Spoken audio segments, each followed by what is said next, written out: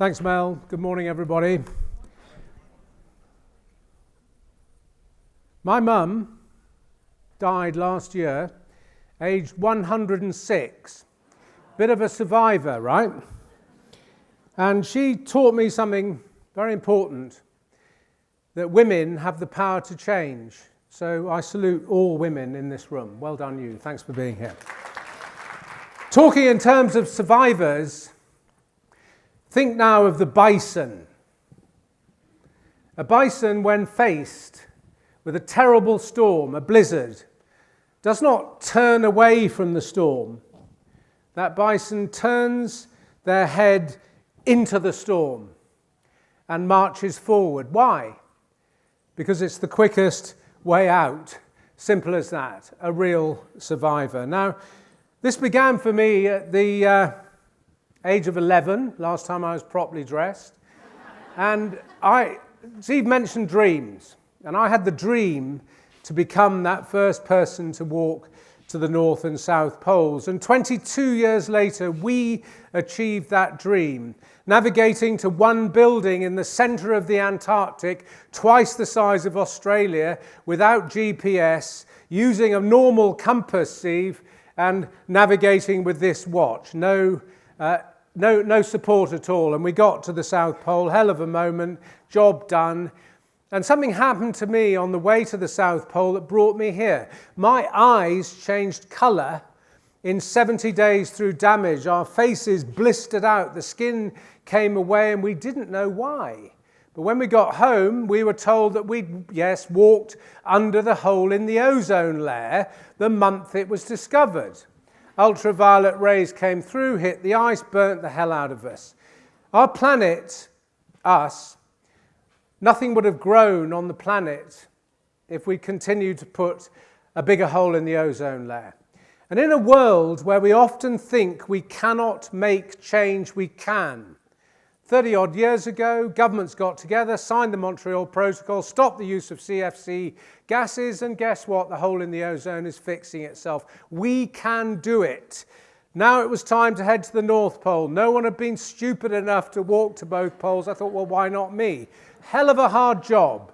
You're walking 700 miles away from land every day into the middle of the Arctic Ocean, and 100 clicks out from the pole, the entire ice melted beneath our feet. This had never happened in recorded Arctic history. Let me tell you something now. You can no longer walk to the North Pole. There is no ice. There's a thought.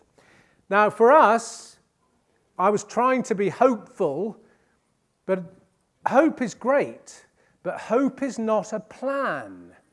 So we had to have a pretty good plan to get out of this. It would hurt people. We would march in 24 hours of daylight, 9 hours a day, 7 days a week, got to the North Pole, job done, flew a flag I still respect, got back home to see my patron, Jacques Cousteau, who'd helped me. And he didn't say, well done, Robert, for all you've done. He said, what are you doing for the next 50 years, young man? I said, well, okay, tell me, give me a cup of tea, let's get on with it. He gave us, 34 years ago, a 50-year mission. In 2041, the treaty that preserves Antarctica stops. I think we should leave it alone as a natural reserve land for science and peace. The only way that Antarctica can be saved, actually, or preserved, is that we use more renewable energy here in the real world. Then no one will go to Antarctica for fossil fuels. It won't make financial sense. So it was time to make another journey to the South Pole, to engage people. And this time my son and I would head off to the South Pole, only surviving on renewable energy. No one had ever done this. Present company accepted, ladies and gentlemen. Present company accepted. A lot of people know the issues that we face, but they don't actually make changes themselves to how they're living their lives. So we threw away our very valuable, amazing jet fuel, which is great, and would go to the pole surviving only on renewable energy. If it fails, we die. Hell of a journey. Son and I, 2 companions. After 300 miles at my age, I fell to bits. My hip fell out and it was a nightmare. And I had to go back. I failed. But I got a lot of strength from failure. My son would carry on to the pole. His toe dropped off, which was a bit tricky. It's all fixed up now, don't panic. He reached the South Geographic Pole. And a great moment. Ladies and gentlemen, it does not matter what age you are, empower other people. Don't half empower people, empower them. This was a fantastic moment. Barney'd reached the South Pole, and I was able to stand back and watch what he'd done. However, I was not going to look at a map of Antarctica for the rest of my life, and there were 300 miles to go to the pole. So, new hip put back in, and my son and I would head off to the South Pole again to finish the job. Why? In a world, and this is what we have to do, ladies and gentlemen, on our mission. It's no good saying something and then not doing it. Do what you say you're going to do, and that is great leadership. So it was time to head back out there into a place that wants you dead, minus 81 degrees Fahrenheit.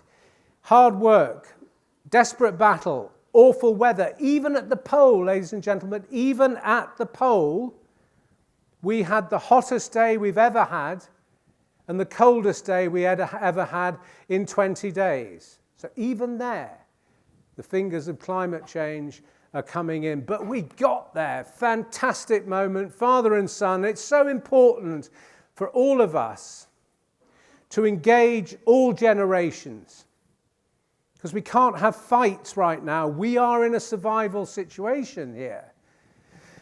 And we have to work together to listen to each other. My son and I are very different people. He's very sort of spiritually connected man. And I'm like a bulldozer out of control. But we've learned to listen and formed a fantastic team. Keep engaging other generations. And it was just a great moment to reach the pole together and realize something, how isolated we are on Earth. There's nothing out there for a really long way. And when you're at the South Pole and the North Pole, you realize how isolated we are. No one's going to come and rescue us. There is no sort of rescue service from outer space. And we're making a pretty crummy job of looking after what we have.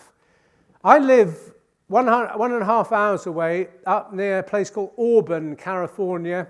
Not in the smart Tahoe area, can't afford it, but I live up in the mountains there. And my entire community voted for our current president. And you know something? I feel I've really failed because I never engaged those people enough. As Los Angeles burnt, as I was told that I could no longer insure my house in California because of fire, democracy happened. So I think all of us need to have just a little check to see whether we're engaging those people in what we're doing. Because otherwise it just go on.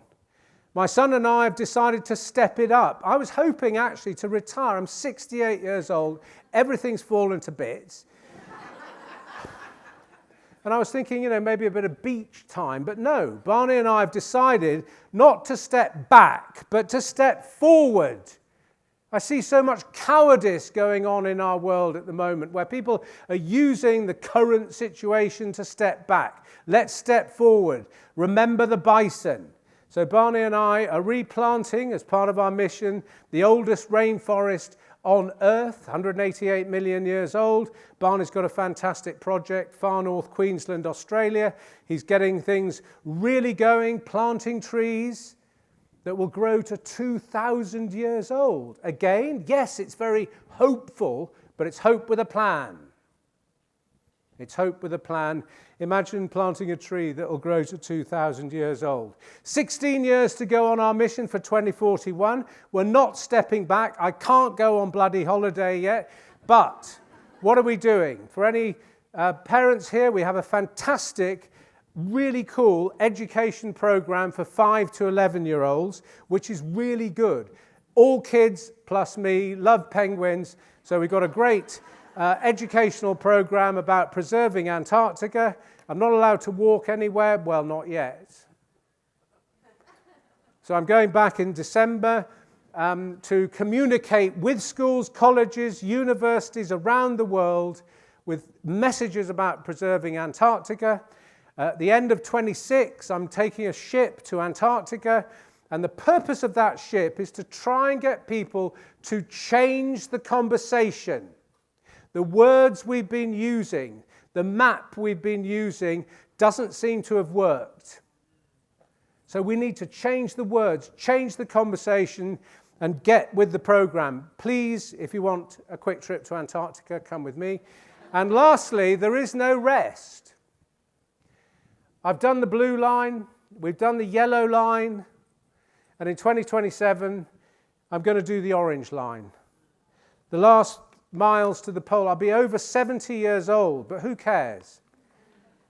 Why am I doing it? Because I'm going to involve some pretty real people. Steel workers, farmers, maybe unemployed people, perhaps even just real people, and take them on this journey of 300 miles to the South Pole. My effort, my purpose is to engage that community. Or if we don't, we'll get more of the damn same. Thanks again, Zeev. Thanks all the team. Good luck.